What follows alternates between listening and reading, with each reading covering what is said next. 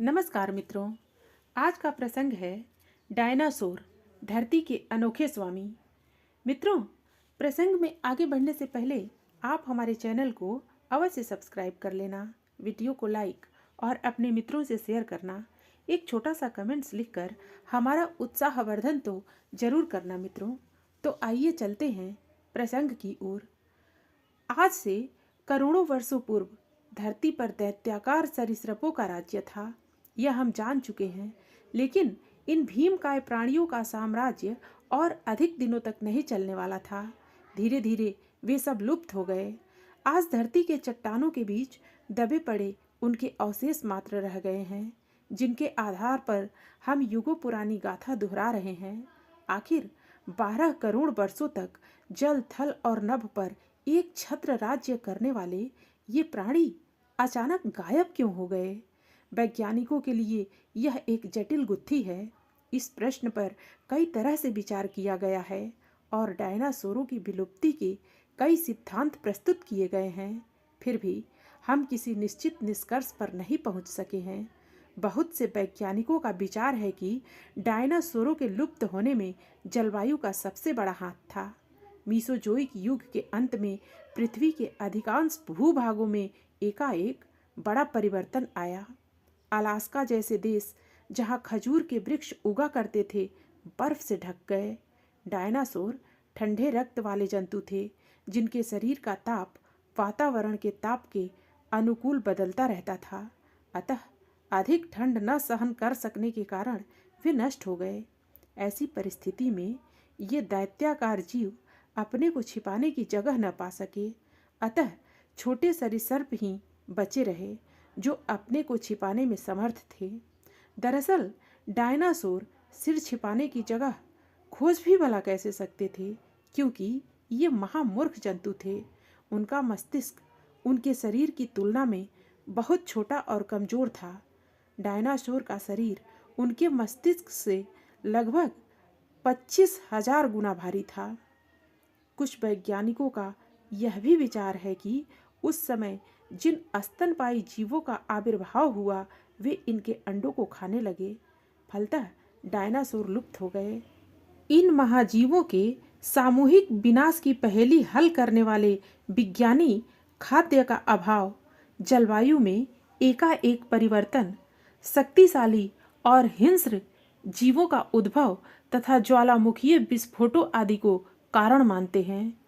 लगभग उसी कालखंड में डायनासोर विलुप्त हुए जब भारत भूमि में ज्वालामुखीय विस्फोट हुए। इस बात की पुष्टि ऐतिहासिक और वैज्ञानिक तौर पर हो चुकी है। पर प्रश्न यह उठता है कि न सिर्फ भारत भूमि के डायनासोर उसी कालखंड में विलुप्त हुए, बल्कि अफ्रीका, अमेरिका, रूस और फ्रांस सभी भूभागों में एकाएक क्यों लुप्त हो गए? कुछ वैज्ञानिक डायनासोरों की विलुप्ति का संबंध उल्काओं के टूटने से जोड़ते हैं। उल्का पिंडों पर कार्य कर रहे वैज्ञानिक प्रोफेसर भंडारी का इस बारे में कहना है, डायनासोर की विलुप्ति के संदर्भ में हमें अंतरिक्षीय या ब्रह्मांडीय घटनाओं में इस गूढ़ पहेली का हल ढूंढना होगा। जैसा कि सर्वविदित है कि धरती पर प्रायः धूमकेतु और उल्काएं उत्पात मचाते रहते हैं। ऐसा संभव है कि लगभग 100 किलोमीटर व्यास का विशाल उल्कापिंड, जो हर 10 करोड़ साल में एक बार धरती पर वज्र की तरह गिरता है, उस समय गिरा हो जब डायनासोर धरती पर विचरण करते रहे हों।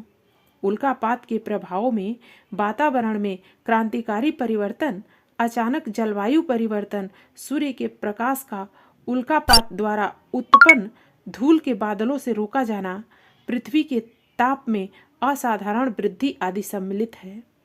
बहुत संभव है कि डायनासोर के इस महाप्रयाण के लिए यह उल्कापात ही जिम्मेदार रहा हो। बर्फलो अमेरिका विश्वविद्यालय के प्रोफेसर लुई अल्पारेज के नेतृत्व में एक शोध दल ने इरिडियम नामक एक विरल तत्व की उपस्थिति को डायनासोर की विलुप्ति के लिए महत्वपूर्ण माना है। वास्तव में यह तत्व धरती की सतह पर उपस्थित शैलों में नहीं पाया जाता। यह चंद्रतल, धूमकेतु तथा उल्काओं पर अवश्य पाया जाता है। और यहाँ तक कि धरती के गर्भ में भी 6-7 करोड़ वर्ष पुराने जीवाश्म जो डायनासोर युग की समाप्ति के गवाह हैं, यह जरूर इंगित करते हैं कि उनमें डूरिडियम अधिक मात्रा में मौजूद था। इसी नाते धूमकेतुओं, उल्कापिंडों, धरती के गर्भ में मौजूद डूरिडियम तथा डायनासोर की विलुप्ति के बीच एक समीकरण अवश्य बनता है। कुछ ऐसे ही विचार हैं शिकागो विश्वविद्यालय के डेविड रॉफ और जॉन रेकास्की के। धरती से धूमकेतुओं के भिड़ंत को ही वैज्ञानिक डायनासोर के लुप्त होने का कारण मानते हैं। इनका दावा है कि डायनासोरों का सामूहिक विनाश लगभग हर 2.5 करोड़ वर्ष बाद होता रहा था। इस तरह के नियमित अंतराल पर घटने वाली परिघटना पृथ्वी के बाहर सुदूर अंतरिक्षीय व्यवधान के बिना असंभव है। इनका यह भी कहना है कि कई धूमकेतु जो सौर परिवार के सदस्य हैं पर सूर्य से काफ़ी दूर हैं, चक्कर काटते काटते पृथ्वी की गुरुत्वाकर्षण सीमा में प्रवेश कर जाते हैं। ऐसा होने पर उनकी धरती से टक्कर अथवा मुठभेड़ अवश्य होती है। 2.6 करोड़ वर्ष का अंतराल धूमकेतु और पृथ्वी की भिड़ंत का भी है और डायनासोर के नियतकालिक विलोप का भी। अधिकांश वैज्ञानिक इस बात पर सहमत हैं कि आज से प्रायः 6.5 करोड़ वर्ष पूर्व एक विशाल धूमकेतु धरती से टकराया था, जिससे इतनी धूल मिट्टी वातावरण में फैल गई कि महीनों तक धरती पर सूर्य की किरणें न पहुंच सकीं। सभी पेड़ पौधे विनष्ट हो गए। शाकाहारी डायनासोर भोजन न मिल पाने के कारण भूख से तड़प तड़प कर मर गए। मांसाहारी डायनासोरों के शिकार के लिए कुछ न बचा और इस तरह वे काल के ग्रास बन गए। इस धारणा की पुष्टि इस बात से होती है कि कुछ करोड़ वर्षों के अंतराल पर धूमकेतुओं की धरती से टक्कर होती ही रहती है। वास्तव में धरती पर डायनासोरों का अवतरण ठीक ऐसी ही एक प्राकृतिक घटना के बाद हुआ था। इस प्राकृतिक कोप से अधिकांश विशाल प्राणी काल कवलित हो गए और छोटे जीव ही बच सके। उस समय प्रकृति ने अवसर देकर एक छोटे से डायनासोर को जन्म दिया, जो शनै शनै विकास की मंजिल तय करता रहा।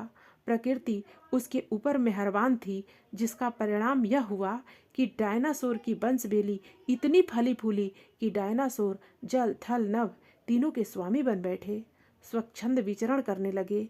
उस समय धरती के रंगमंच पर विचरण करने वाले सबसे विशाल प्राणी डायनासोर ही थे।